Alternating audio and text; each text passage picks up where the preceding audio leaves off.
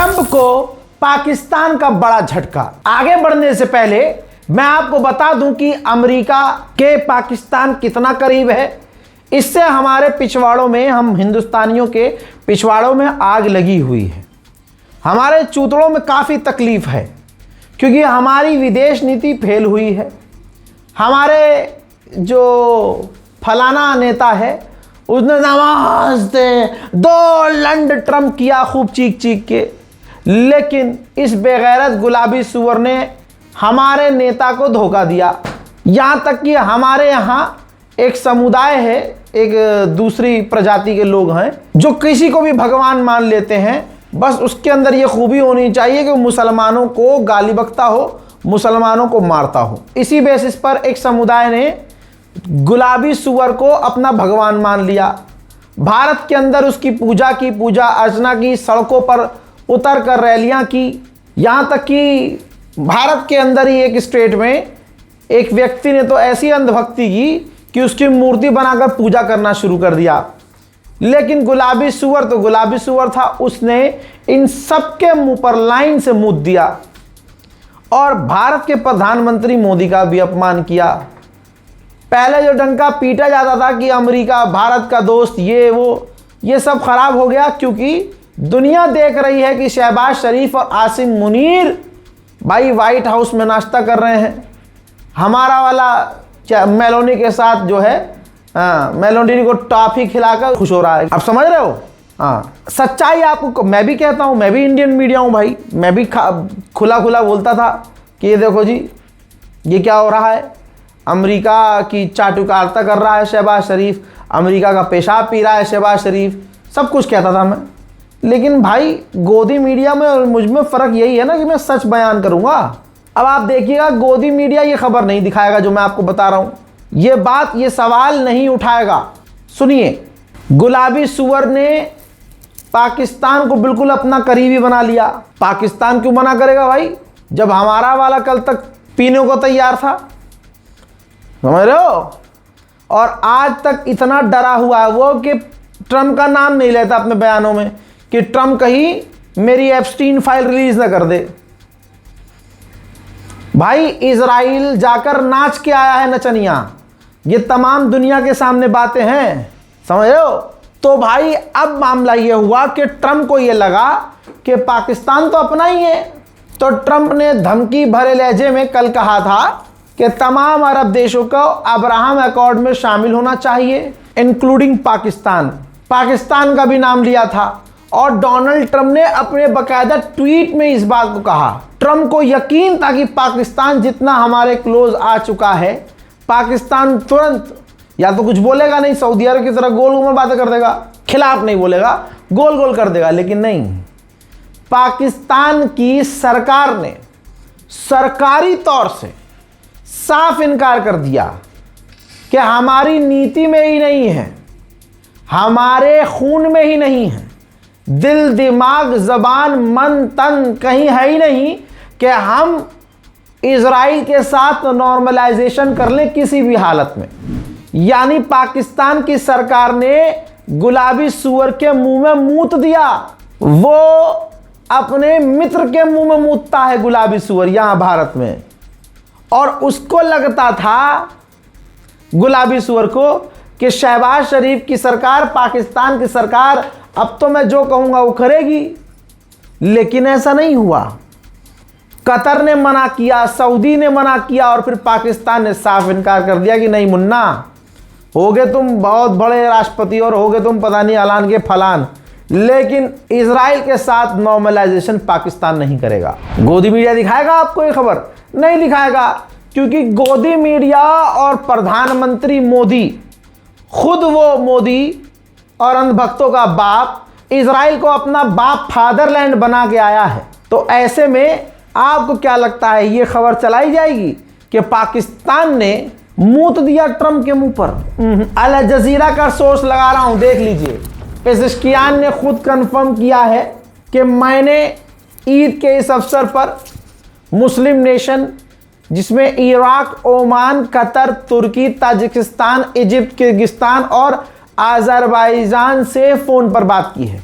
इलाके की सिक्योरिटी और ख़तरे को लेकर, और ईद उल अज़हा के इस अवसर पर मैंने इन तमाम अपने मुस्लिम देशों से बात की है। वहीं आर्मीनिया के अंदर एक परेड हुई, जिसकी तस्वीर दिखा रहा हूं आपको। आर्मीनिया के अंदर मिलिट्री परेड हुई, जिसके अंदर आर्मीनिया ने मिलिट्री परेड में एक डिफेंस सिस्टम दिखाया। दोस्तों, ये डिफेंस सिस्टम ईरान का था। यानी खुलासा ये हो रहा है कि ईरान के हथियार इतने ज़बरदस्त साबित हुए हैं, डिफेंस सिस्टम भी, कि ईरान के डिफेंस सिस्टम को आर्मीनिया जैसे देश खरीद रहे हैं। वहीं अमेरिकी ऑफिशियल ने कहा है कि ईरान अपना हाईली एनरिच यूरेनियम चाइना को भेज सकता है। उधर पाकिस्तान के विदेश मंत्री अचानक से अमेरिका पहुंचे हैं। कहा जा रहा है कि ईरान और अमेरिका के बीच डील करीब है, इस वजह से पाकिस्तान और ज़्यादा भागा दौड़ी कर रहा है। ईरान ने खुलासा किया है कि जंग के दौरान अमेरिका ने अपने नए हथियार ईरान की आवाम पर, ईरान की सरजमीन पर टेस्ट किए थे, जिसके बाद इलाके में तनाव बढ़ गया है। उधर ईरान ने एक मूसाद के जासूस, तस्वीर देखिए, मूसाद के जासूस का पूरा इंटरव्यू जारी किया है, जिसमें वो कन्फेस कर रहा है और कह रहा है, ईरानी ही है ये, और मान रहा है कि मैंने मूसाद इजराइल के कहने पर उनके लिए ईरान की जासूसी की और उनको जानकारियां शेयर की। जिसके इस इंटरव्यू के रिलीज होने के बाद खबर सामने आती है कि ईरान ने इस मूसाद के एजेंट को फांसी पर लटका दिया। अमेरिका इजराइल को 3 ब्लैक हॉक हेलीकॉप्टर बेच रहा है। दोस्तों, इसके अलावा इजराइल को अमेरिका ने भारी भरकम हथियार इस दौरान भेजे। ईरान ने फिर किया है कंफर्म कि हमारी इजाजत से पिछले 24 घंटे में 25 जहाज स्ट्रेट ऑफ हॉर्मुज से गुजरे हैं। उधर ईरान खेल गया है गेम। ईरान ने कह दिया है कि जब तक हमारे पैसे अनफ्रीज नहीं होंगे, हम आगे कोई बातचीत नहीं करेंगे। डील तो बहुत दूर की बात है। बड़ी खबर यह है कि जब मैं ये रिपोर्ट रिकॉर्ड कर रहा हूं, इसी वक्त मेरे पास एक बड़ा अपडेट आता है। बताया गया है मुझे कि डोनाल्ड ट्रंप, बल्कि सोर्स भी दिखा देता हूं, डोनाल्ड ट्रंप ईरान को लेकर अपने कैबिनेट में बड़ी मीटिंग करने वाला है।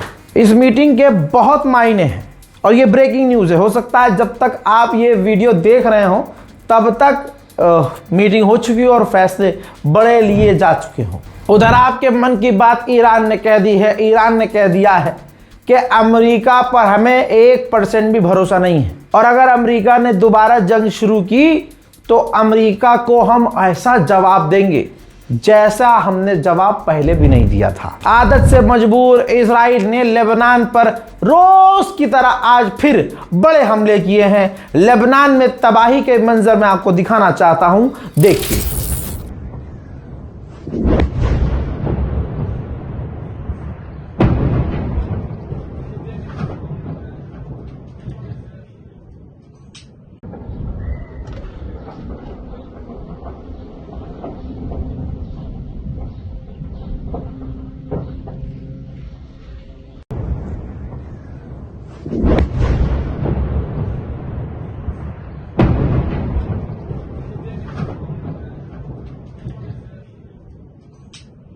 إنهم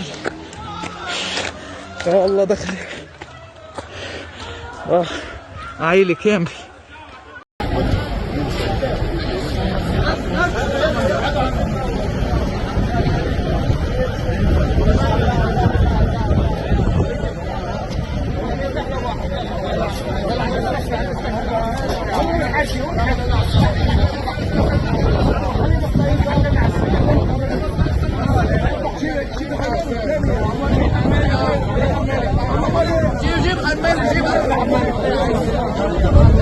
इजराइल जानबूझकर लेबनान पर हमले बढ़ा रहा है, क्योंकि ईरान की मांग है कि लेबनान पर भी हमले बंद किए जाएं। यकीन कीजिए मेरी बात पर, लेबनान के बहाने इजराइल ईरान को भड़का रहा है। मैप देखिए, इजराइल ने लेबनान में ज़मीनी ऑपरेशन बढ़ाने का ऐलान किया है। ये जो डायरेक्शन आपको 3 एरो से दिखाई जा रही है, इस तरफ से आगे की तरफ ज़मीनी इजराइल की फौज लेबनान के काफ़ी अंदर घुसने की तैयारी में है।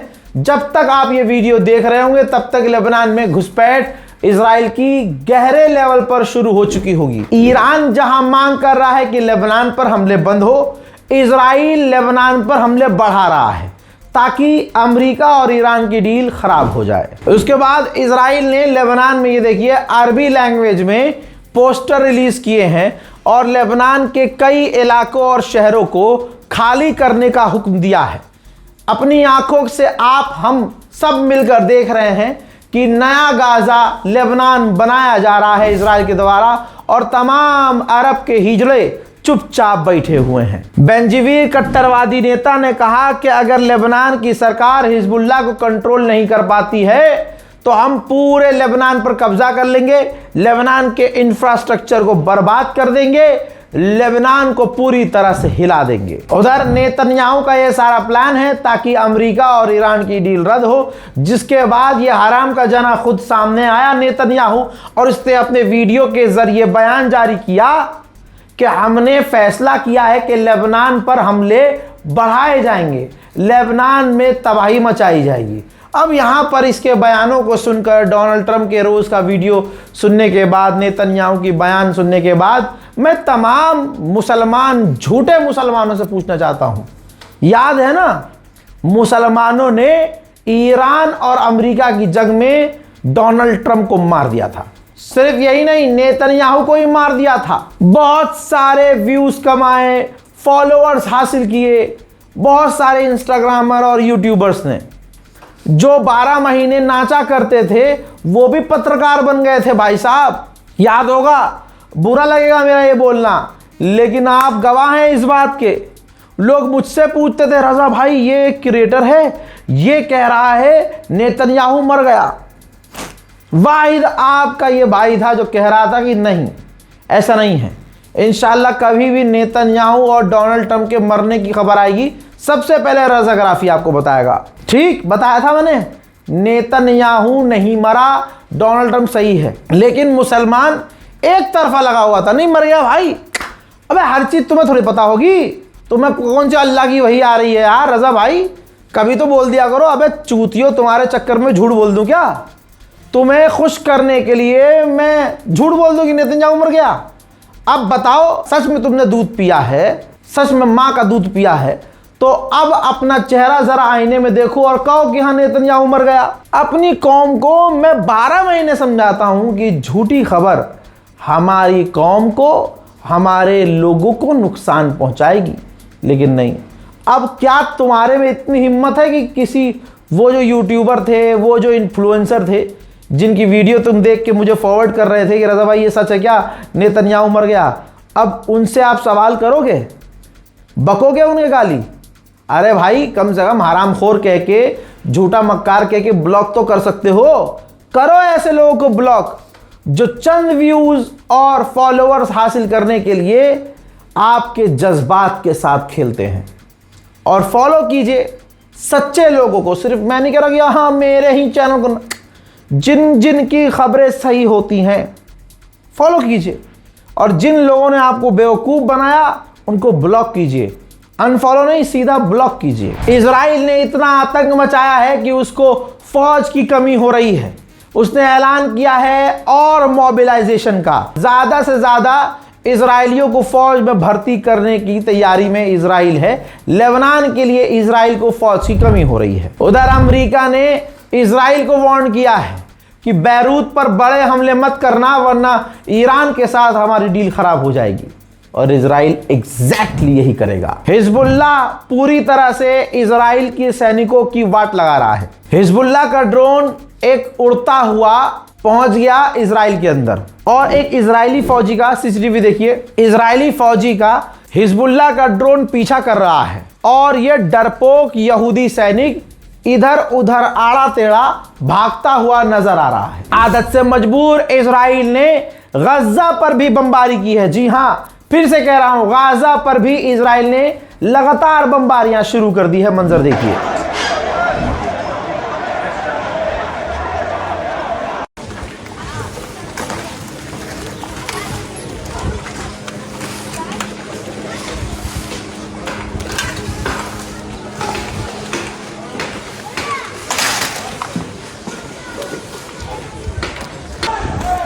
قصف في شارع الوحدة،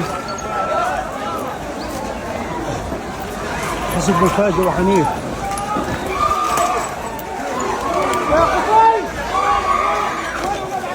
هذه اللحظات الأولى للقصف. ما حدش عارف لحتى الآن وين الضربة.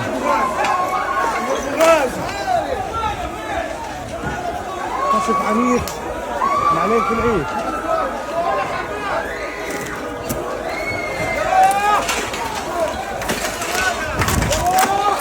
दूसरी तरफ हिजबुल्लाह के एक चीफ को इजराइल ने कत्ल करने का दावा किया है और यह दावा सही है। उधर बैतुल मुकद्दस का मंजर मैं आपको दिखा देता हूं। मुसलमानों का पहला किबला यहूदियों के हाथ में जा चुका है। मुसलमान सोता रह गया। जो फजर की नमाज में गली की मस्जिद में नमाज पढ़ने 2 रकअत न जाए, उस भारतीय मुसलमान से क्या उम्मीद की जाएगी कि वो बैतुल मुकद्दस का दर्द समझेगा, बैतुल मुकद्दस के लिए 2 अल्फाज बोलेगा। दोस्तों, बैतुल मुकद्दस में यहूदी जा रहे हैं लेकिन मुसलमान जा नहीं पा रहा, क्योंकि इजराइल ब्लॉक कर रहा है और तमाम अरब खामोश है। अगर आपको लगता है कि गाजा में एक वक्त की रोटी इंतजाम आप कर सकते हैं या एक वक्त के लिए खाना पानी आपके नाम से पहुंचे, तो दोस्तों इस बार कोड का इस्तेमाल कीजिएगा। जो अभी हम मदद भेजने की तैयारी में हैं वो इंशाल्लाह बहुत जल्द भेजेंगे। और गाज़ा में अभी भी मदद नहीं पहुंच पा रही है, लोग तकलीफ़ में हैं। ईरान और अमेरिका की जंग की तरफ दुनिया का ध्यान है और गाज़ा में भूखे प्यासों से हमारा ध्यान हट गया है। लिहाजा इस बार कोड का इस्तेमाल कीजिए ताकि गाज़ा और फ़िलिस्तीन की मदद की जा सके। उधर मेरे दोस्तों कुछ मैप जारी किए हैं इजराइल ने। फ़िलिस्तीन के वेस्ट बैंक के और दूसरे इलाकों पर कब्जे का ऐलान इजराइल ने किया है। तमाम मुस्लिम देश खामोश हैं। इजराइल का आतंक हर तरफ जारी है। वेस्ट बैंक में इस व्यक्ति को, फ़िलिस्तीनी व्यक्ति को इजराइल की फ़ौज ने गोली मारकर कत्ल कर दिया है।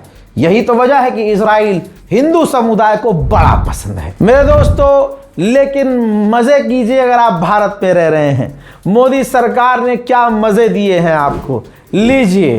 दैनिक भास्कर की रिपोर्ट है, दिल्ली के अंदर 2 रुपये और महंगी हो गई है CNG। दिल्ली में कीमत 83.09 किलो हो गई है। चौथी बार दाम बढ़ चुके हैं। 6 रुपया CNG का दाम बढ़ चुका है। अगर आप राजधानी दिल्ली में रह रहे हैं तो आपको पता होगा, उबर हो, ओला हो, बुक नहीं हो रही है। गरीब बेचारे ड्राइवर और परेशान हैं, जनता ऊपर से और परेशान है। मोदी ने कह दिया है बाहर मत घूमो, घर के अंदर से काम करो, वर्क फ्रॉम होम करो, और खुद टूर पे टूर मार के आएंगे, खुद मशरूम खाएंगे। हमसे कह देंगे भाई साइकिल पे चलो, इनके लोग ड्रामा करेंगे, साइकिल चलाएंगे, और इनके जो रील बनाने वाले होंगे वो इनकी ऑडी में बैठकर रील बनाएंगे आगे से। तमाम वीडियोस मंजर-ए-आम पर हैं, लाइव हो चुकी हैं, लीक हुई हैं, सब नौटंकी है। और अब आपने देखा अमित शाह का काफिला, मोदी का काफिला, योगी का काफिला, या 30-40 गाड़ी। तो पेट्रोल बचाएं हम, सोना ना खरीदे हम, महंगाई की मार झेले हम। सरकार क्या करेगी? गोप गोप। जनता के साथ तो गोप गोप ही किया है मोदी ने। भारत में एक समाज मुसलमानों के त्योहारों पर दंगा करने की फिराक में हमेशा रहता है। दोस्तों, शास्त्री नगर भारत का यह मामला है। अचानक से अफवाह उड़ी कि मंदिर के बाहर गाय की खाल या किसी जानवर का जो अवशेष है, जानवर का जो हिस्सा है, बॉडी पार्ट है, वो मंदिर के आगे फेंका गया है और वो मुसलमान है, मुसलमानों ने ये काम किया है। आनन फानन पुलिस ने तफ्तीश की, पता चला कि 2 सनातनी, एक का नाम लोकेश खटीक और दूसरे का नाम हेमंत, दोनों बकरे के खाल का बिजनेस करते थे, खरीदते और बेचते थे बकरे की खाल। वो कट्टे में लेकर जा रहे थे, कट्टा खुल गया और कट्टे में से वो खाल मंदिर के आगे गिर गई। ये पूरी इन्वेस्टिगेशन रिपोर्ट है, ये है बयान। जब मैं सूचना मिली थी कि बाबा रामदेव जी मंदिर के सामने जो है कोई खाल गिरी हुई है, उसके बाद सूचना पे हम लोग यहाँ मौके पे पहुंचे, पुलिस स्टाफ मौके पहुंचा है, डिप्टी साहब भी मौके पे आए हैं, अन्य अधिकारी, प्रशासनिक अधिकारी मौके पे आए हैं। हमने जो है यहाँ के CCTV फुटेज देखकर उनकी पहचान की थी। उसमें एक तो लोकेश खटीक था और एक हेमंत कोहली था। ये कावाखेड़ा से लोकेश खटीक जो है वो खालें खरीदने बेचने का धंधा करता है। कावाखेड़ा से ये लोग खरीद कर एक कट्टे में भर के लाके और स्कूटी पे आगे रख के ला रहे थे, और जो उसका कट्टा था उसका मुंह बंधा हुआ नहीं था, तो इसी कारण जो है एक्सीडेंटली वो खाले जो है वो 2-3 जगह गिर गई है। इसका क्लियर हो गया और सभी पक्ष से बातचीत करके हमने इस मामले को संतुष्ट कर दिया है। उनको जो दोनों लड़के हैं उनको हमने डिटेन भी कर लिया है और पूरी बात क्लियर हो गई है। सुन लिया। अब मैं इस पर अपना ओपिनियन दे रहा हूं। भाई ये दोनों ही जो हिंदू जो इसका काम करते थे बकरे के खाल वाल का, ये इनका षड्यंत्र था कि हम मंदिर के आगे, ये मुझे लगता है मंदिर के आगे हम खाल फेंक देंगे, हिंदू मुसलमान हो जाएगी, मुसलमानों का बिजनेस ठप होगा, मुसलमानों की दुकानों में आग लगाएगी, बीजेपी बढ़िया पैसा दे देगी, सारा ध्यान महंगाई से हट जाएगा। लेकिन पुलिस प्रशासन ने काम एक नंबर का किया और सारा षड्यंत्र हिंदुओं का फेल हो गया। बकरे की खाल का बिजनेस कौन कर रहा है? ये दोनों हिंदू कर रहे थे। पूरी दुनिया में मुसलमानों के नाम से बीफ एक्सपोर्ट कौन कर रहा है? हिंदू कर रहा है। बीफ कंपनियों से चंदा कौन ले रहा है? मोदी ले रहा है। लेकिन हिंदू इतना ड्रामा करता है, इतना ड्रामा। आज हिंदू ड्रामेबाज नहीं तो क्या है? जब मुसलमान कह रहा है कि गाय माता को राष्ट्र पशु घोषित करो, तो तुम्हारी मोदी सरकार, हिंदूवादी सरकार क्यों नहीं कर रही है राष्ट्र पशु घोषित? क्योंकि बिजनेस तुम्हारा ठप हो जाएगा। तुम हो असली गद्दार इस देश के, अपनी मां के गद्दार तुम हो। हजरात मोहतरम, क्या पता इनको चचा को कि पेपर लीक से क्या तकलीफ होती है, खुद पढ़ा लिखा हो तब ना। माइक लगाकर, भाई बहनों सड़क पर कोई नमाज नहीं पढ़ता है, अगर कोई सड़क पर नमाज पढ़ेगा तो अरे ये देखिए एसएससी जीडी का पेपर कैंसिल हो गया। भड़क गए भाई स्टूडेंट, कंप्यूटर एसी तोड़ दिए, पेपर लीक की खबर उड़ी और उसके बाद ये बवाल कट गया।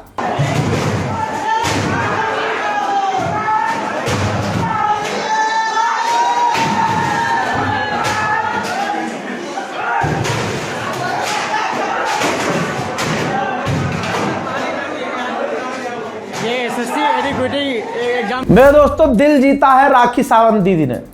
भाई साहब, उसने मेलोडी की, क्या मेलोडी की है, मजा आ गया। चाहिए जो हमारे देश को ऐसा बाहर जाके उड़ाते हो ना, शर्म करो, शर्म करो।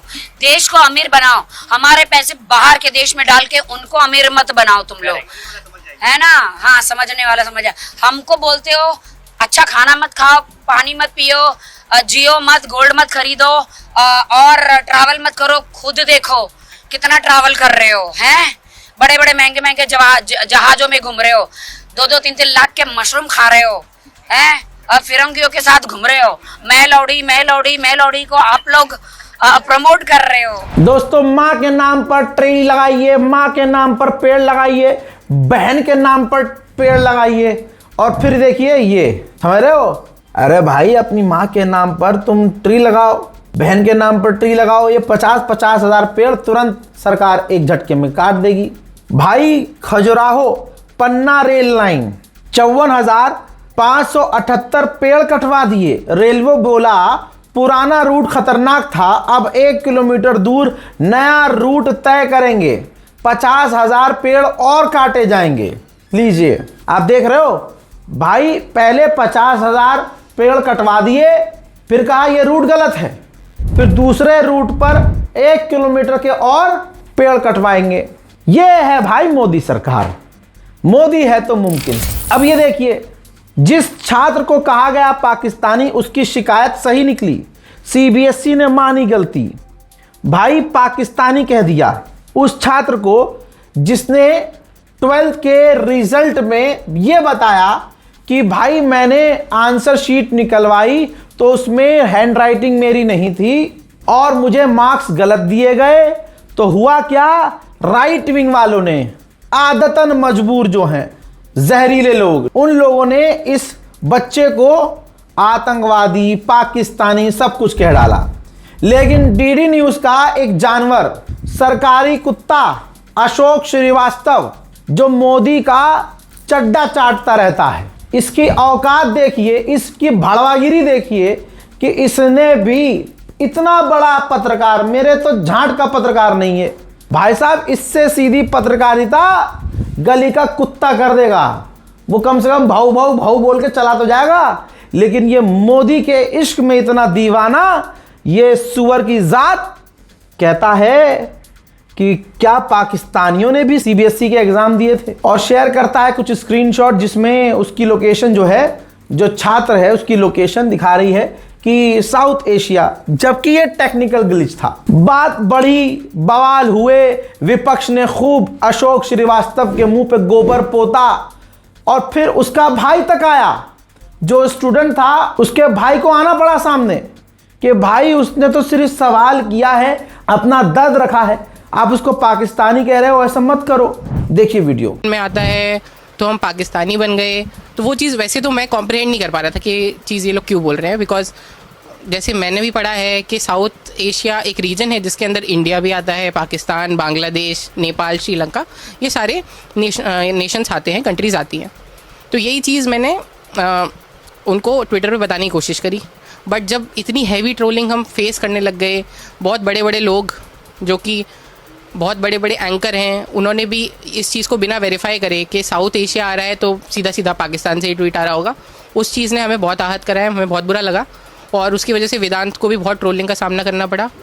और अब सोचिए, अशोक श्रीवास्तव भड़वागिरी करते हुए जिस स्टूडेंट को पाकिस्तान का बता रहा था, एबीपी पाकिस्तान जाकर, ये देखिए एबीपी न्यूज़ पाकिस्तान जाकर उस बच्चे का इंटरव्यू ले आई। हजरात, इसे कहते हैं भड़वागिरी, वो भी अंधागिरी में, पूरा अंधे होके भड़वागिरी करना। जिसके बाद बवाल हुआ और अशोक श्रीवास्तव की औकात उसे पता चली, तुरंत उसने थूका जो हुआ था, चाटा, अपना ट्वीट डिलीट किया। ऐसे बहुत सारे भड़वों ने अपनी भड़वागिरी को सोशल मीडिया से फिर डिलीट किया। यह है हकीकत। जिनको कल पेट्रोल 40 रुपये महंगा लगता था, आज 100 रुपये पे भी हम मजा आ रहा है। ऐसे भड़वों की कमी आपको मार्केट में दिखेगी नहीं। बहरहाल ये हमारे मुल्क के हालात हैं। इस रिपोर्ट को शेयर कीजिएगा, अपनी राय कमेंट सेक्शन में ज़रूर लिखिएगा। जय हिंद।